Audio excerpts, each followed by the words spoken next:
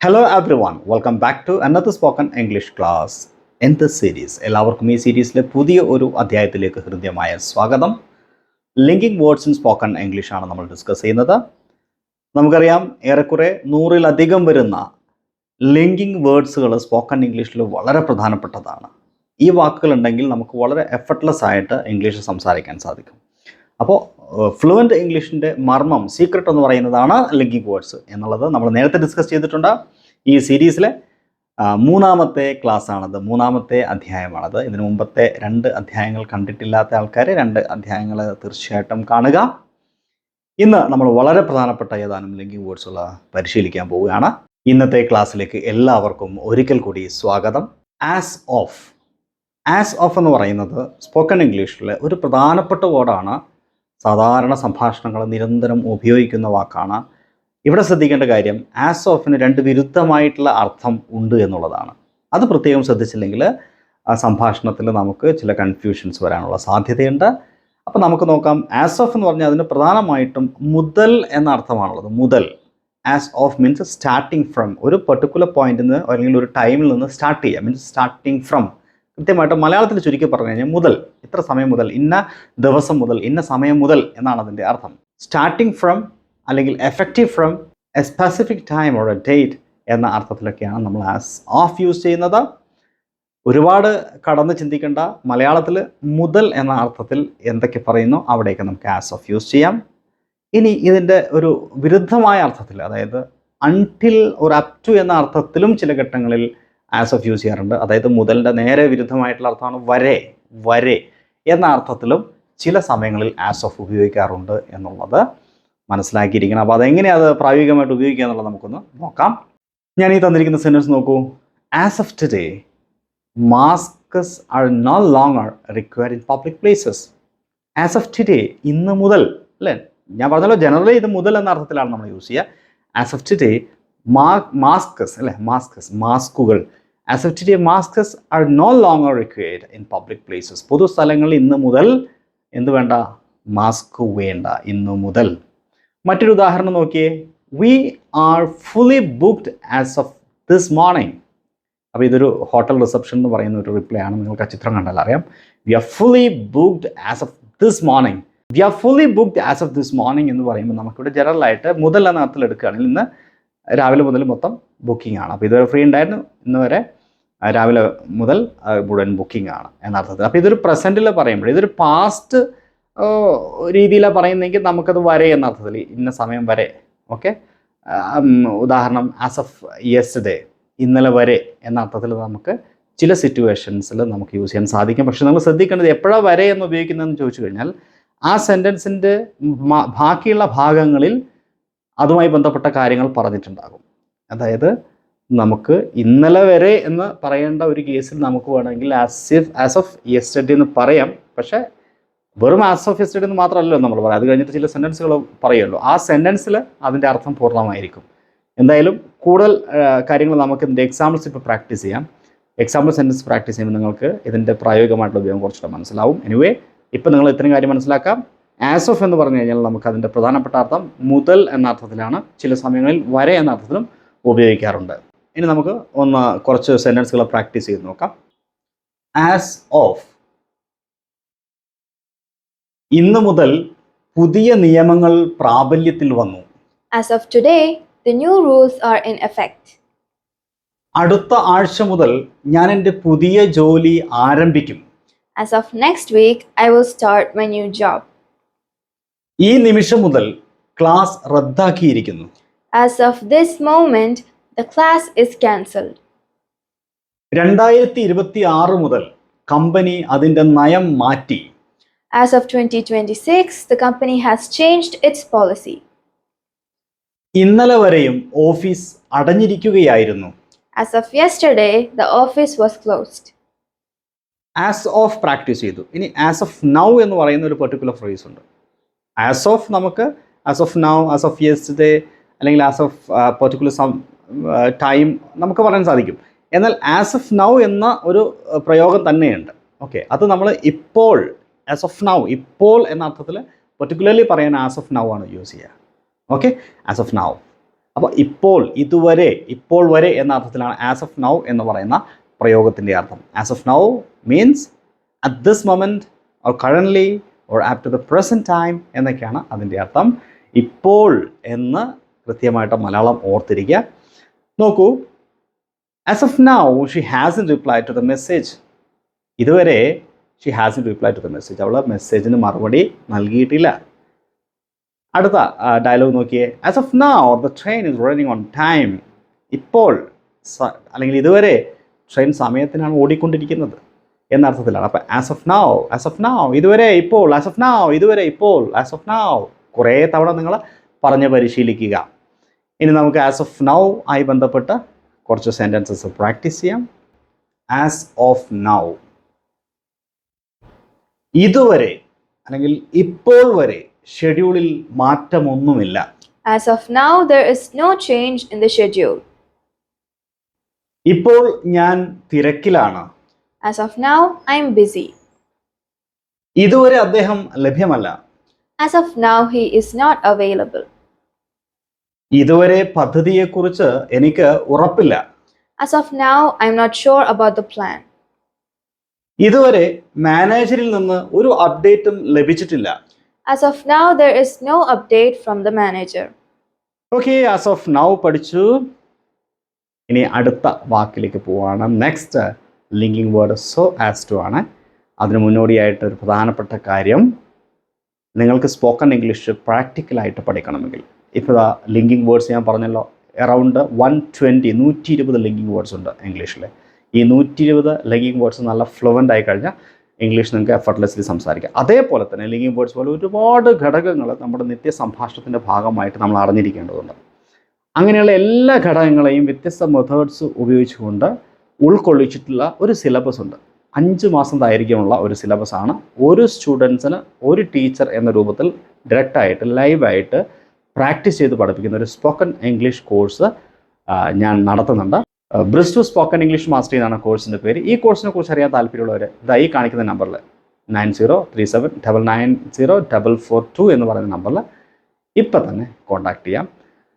ബ്രിസ് to spoken English mastery എന്നൊരു message അയച്ചാൽ മതി. വാട്സപ്പിൽ ഡീറ്റെയിൽസ് എല്ലാം അയച്ചു തരാം. സ്പോക്കൺ ഇംഗ്ലീഷ് എന്ന് പറയുന്നത് ഒരാഴ്ച കൊണ്ടോ അല്ലെങ്കിൽ ഒരു മാസം കൊണ്ടോ നിങ്ങൾക്ക് പഠിക്കാവുന്ന ഒരു കാര്യമല്ല. അത് പരിശീലനത്തിലൂടെ മാത്രം ആർജിച്ചെടുക്കാവുന്ന ഒരു സ്കില്ലാണ്.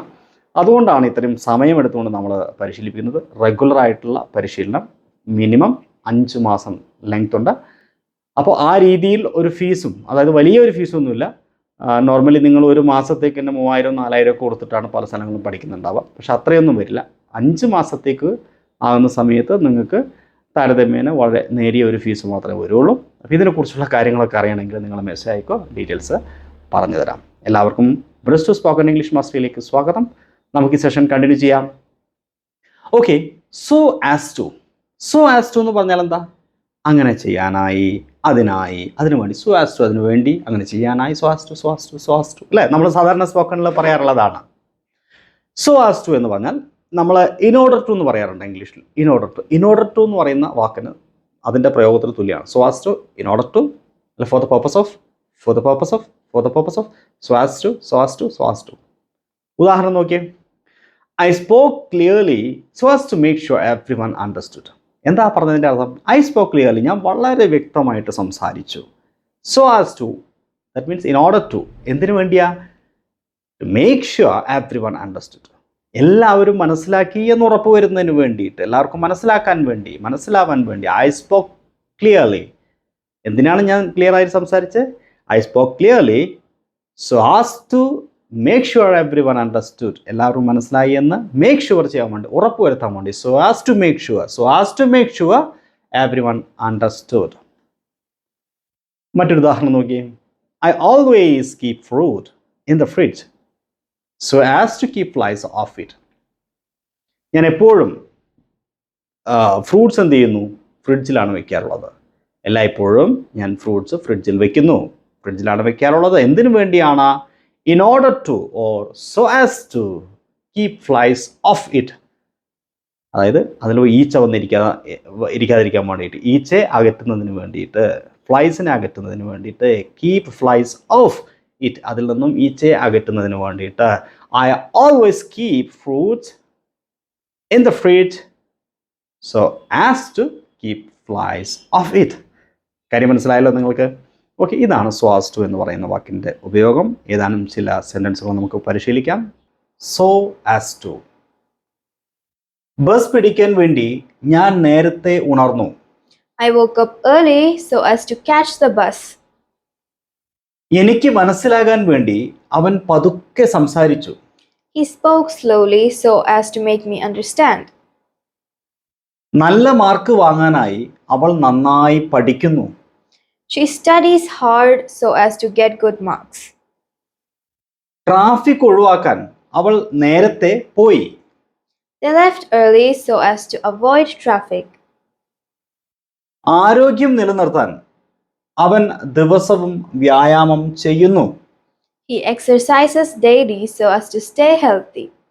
ഓക്കെ, ഇനി നമുക്ക് വൈൽ എന്ന് പറയുന്ന ഒരു സിമ്പിൾ ആയിട്ടുള്ള ഒരു വേർഡാണ്. നമ്മൾ നിത്യ സംഭാഷണത്തിൽ യൂസ് ചെയ്യുന്നൊരു വേർഡാണ് വൈൽ. ഒരു കൺജങ്ഷനായിട്ട് കൂടി ഉപയോഗിക്കുന്നൊരു വേർഡാണ് അല്ലേ വൈൽ. വൈൽ എന്ന് പറഞ്ഞു കഴിഞ്ഞാൽ പ്രധാനമായിട്ട് അപ്പോൾ എന്ന അർത്ഥത്തിലാണ് നമ്മൾ വൈൽ യൂസ് ചെയ്യുക. വൈൽ, അപ്പോൾ, ആ സമയത്ത്, അപ്പോൾ. നോക്കിയേ, while equal to during the time that means ആ സമയത്ത്. To show two actions happening at the same time. അതായത് ഒരേ സമയത്ത് നടക്കുന്ന രണ്ട് ആക്ഷൻസിനെ യോജിപ്പിക്കാൻ പറയാനാണ് നമ്മൾ വൈൽ ഉപയോഗിക്കുക. നീ അങ്ങനെ ചെയ്യുന്ന സമയത്ത് ഞാൻ ഇങ്ങനെ ചെയ്തു, അല്ലെങ്കിൽ ഇങ്ങനെ ചെയ്യായിരുന്നു, ഞാൻ ഇങ്ങനെ ചെയ്യായിരുന്നു, നീ അങ്ങനെ ചെയ്യുമ്പോൾ ഞാൻ ഇങ്ങനെ ചെയ്യായിരുന്നു എന്ന് പറയാൻ വേണ്ടിയിട്ട്. ഉദാഹരണം നമുക്ക് നോക്കാം. I answered emails while waiting for the bus. ബസ്സിന് കാത്തു നിൽക്കുമ്പോൾ while waiting for the bus, ബസ്സിന് കാത്തു നിൽക്കുമ്പോൾ I answered emails, ഞാൻ ഇമെയിലുകൾക്ക് മറുപടി കൊടുത്തു. The baby slept while I cleaned the house. Baby slept ആ സമയത്ത്. അപ്പോൾ ഇവിടെ നമ്മൾ രണ്ട് രീതിയിലാണ്. ബേബി സ്ലെപ്റ്റ് എന്ന് പറയുന്ന ഒരു പാസ്റ്റാണ്, ബേബി ഉറങ്ങി. ഐ ക്ലീൻഡ് ദ ഹൗസ് എന്ന് പറയുന്ന ഒരു പാസ്റ്റാണ്. അപ്പോൾ രണ്ട് പാസ്റ്റ് ആക്ഷൻസിന്, ബേബി ഉറങ്ങുമ്പോൾ ഞാൻ ക്ലീൻ ചെയ്തു, ബേബി ഉറങ്ങിയപ്പോൾ ഞാൻ ക്ലീൻ ചെയ്തു, അങ്ങനെയാണ്. അങ്ങനെയുള്ള രണ്ട് പാസ്റ്റ് ആക്ഷൻസിനെ യോജിപ്പിക്കാൻ വൈൽ വെച്ച് പറയാം.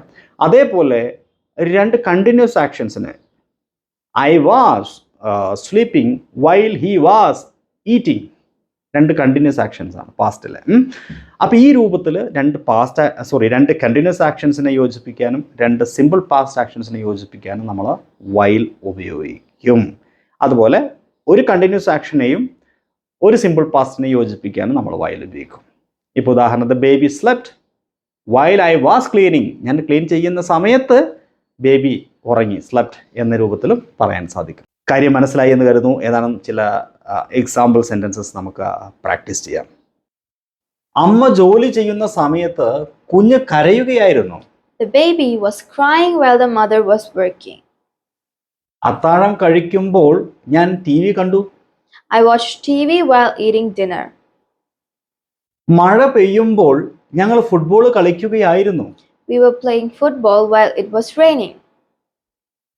ബസ് കാത്തു നിൽക്കുമ്പോൾ ഞാൻ എൻ്റെ സുഹൃത്തിനെ വിളിച്ചു. While I was waiting for the bus, I called my friend. Teacher ബോർഡിൽ എഴുതുമ്പോൾ അവർ സംസാരിക്കുകയായിരുന്നു. They were talking while the teacher was writing on the board. Okay, ഇനി വൈലിൻ്റെ തന്നെ മറ്റൊരർത്ഥം കൂടി നമ്മൾ പഠിക്കാൻ പോവാണ്. സ്പോക്കൺ ഇംഗ്ലീഷിൽ വൈൽ കൂടുതലായിട്ട് ഉപയോഗിക്കുന്നത് വേറൊരു സാഹചര്യത്തിലാണ്. അതായത് അതേസമയം, എന്നിരിക്കെ. That means to contrast two ideas, രണ്ട് ഐഡിയകൾ തമ്മിലുള്ള കോൺട്രാസ്റ്റ്. വൈൽ എന്ന് പറയുമ്പോൾ to contrast two ideas like although, but. നമ്മൾ ഓൾദോയും ബട്ടൊക്കെ യൂസ് ചെയ്യാമല്ലോ. ബട്ട് എന്ന് പറയുന്നൊരു കൺജങ്ഷനാണ്. ഈ ബട്ട് അല്ലെങ്കിൽ ഓൾദോ എന്നൊക്കെ പറയുന്ന കൺജങ്ഷൻസിൻ്റെ സെയിം മീനിങ്ങിൽ നമ്മൾ വൈൽ യൂസ് ചെയ്യാറുണ്ട്. പല ആൾക്കാർ ശ്രദ്ധിക്കാത്തൊരു കാര്യമായിരിക്കും അത്, പക്ഷേ ഇനി ശ്രദ്ധിക്കുക. നോക്കിയേ, ആദ്യത്തെ എക്സാമ്പിൾ നോക്കിയേ. While it's raining here it's Sunny there. While it's raining here, ഇവിടെ മഴ പെയ്യുന്ന ആ സമയത്ത്, അതേ സമയം, ഇറ്റ്സ് സണ്ണി ദേർ, അവിടെ എന്താണ്, വെയിലാണ്. അപ്പോൾ ആ സമയത്ത് അല്ലേ, വൈൽ ഇറ്റ്സ് റെയിനിങ് ഹിയർ എന്ന് പറയുമ്പോൾ ഇവിടെ മഴ പെയ്യുന്ന ആ സമയം. അതുപോലെ അടുത്ത എക്സാമ്പിൾ നോക്കി. He is very active while his brother is quiet. ഇവിടെ എന്താ, ഹീസ് വെരി ആക്റ്റീവ്, വളരെ ആക്റ്റീവാണ്. While his brother is quiet, അവൻ്റെ സഹോദരൻ അതേ സമയം അല്ലെങ്കിൽ എന്നിരിക്കെ, അവൻ വളരെ ആക്റ്റീവാണ് എന്നിരിക്കെ, അതേ സമയം നേരെ മറിച്ച് ഹിസ് ബ്രദർ ഇസ് ക്വയറ്റ്. അപ്പോൾ നേരെ കോൺട്രാസ്റ്റ് ആയിട്ടുള്ള ഒരു ഐഡിയ പറയാൻ എന്നിരിക്കെ, അതേ സമയത്ത് എന്ന അർത്ഥത്തിൽ ഉപയോഗിക്കാൻ നമ്മൾ വൈൽ യൂസ് ചെയ്യാറുണ്ട്. ഇത് വളരെ പ്രധാനപ്പെട്ട ഒരു കാര്യമാണ്. കൂടുതൽ സെൻറ്റൻസ് നമുക്ക് പരിശീലിച്ച് നോക്കാം. വൈൽ. ചിലർക്ക് വേനൽക്കാലം ഇഷ്ടമാണ്, അതേസമയം മറ്റു ചിലർക്ക് അത് വെറുപ്പാണ്. Some people love summer, while others hate it. ഈ ഫോൺ വില കുറഞ്ഞതാണ്, അതേസമയം ആ phone വിലയേറിയതാണ്. This phone is cheap, while that one is expensive. അവൻ ഇംഗ്ലീഷിൽ മിടുക്കനാണ്, അതേസമയം ഞാൻ ഗണിതത്തിലും. He is good at English, while I'm better at maths. ചില വിദ്യാർത്ഥികൾ സജീവമാണ്, അതേസമയം മറ്റുള്ളവർ നിശബ്ദരാണ്. Some students are active, while others are silent. നഗരം ബഹളമയമാണ്, അതേസമയം ഗ്രാമം ശാന്തമാണ്. The city is noisy, while the village is peaceful. Okay, അപ്പോൾ ഈ അധ്യായം ഇവിടെ അവസാനിക്കുകയാണ്. ഞാൻ നേരത്തെ പറഞ്ഞ പോലെ സ്പോക്കൺ ഇംഗ്ലീഷ് ക്ലാസ്സിൽ ജോയിൻ ചെയ്യാൻ ആഗ്രഹിക്കുന്നവർ ഞാൻ നമ്പർ ഒന്നുകൂടി കമൻറ്റ് ബോക്സിലും അതുപോലെ ഡിസ്ക്രിപ്ഷൻ ബോക്സിൻ്റെ ഭാഗത്തും പിൻ ചെയ്ത് വയ്ക്കാം. ആ നമ്പറിൽ കോൺടാക്ട് ചെയ്യുക. എല്ലാവർക്കും ബ്രിസ്റ്റോ സ്പോക്കൺ ഇംഗ്ലീഷ് മാസ്റ്ററി കോഴ്സിലേക്ക് സ്വാഗതം. അപ്പോൾ ഈ അധ്യായം ഇവിടെ അവസാനിക്കുകയാണ്. വീണ്ടും അടുത്ത അധ്യായത്തിൽ നമുക്ക് കാണാം. ഇതിൻ്റെ മുമ്പത്തെ പ്രീവിയസ് ക്ലാസ്സസ് കാണണമെങ്കിൽ ഞാനൊരു പ്ലേലിസ്റ്റായിട്ട് ലിങ്കിങ് വേർഡ്സ് എന്ന് പറഞ്ഞിട്ട് ഈ ചാനലിൽ ഉൾക്കൊള്ളിച്ചിട്ടുണ്ട്. പ്ലേലിസ്റ്റാക്കി നൽകിയിട്ടുണ്ട്. അവിടെ പോയാൽ നിങ്ങൾക്ക് ഇതിന് മുന്നേ ഉള്ള 2 ക്ലാസ്സസും കാണാൻ സാധിക്കും. ഇനി വീണ്ടും അടുത്ത 4ാമത്തെ ഭാഗത്ത് കാണാം. എല്ലാവർക്കും wish all the best. Have A great day. Thank you.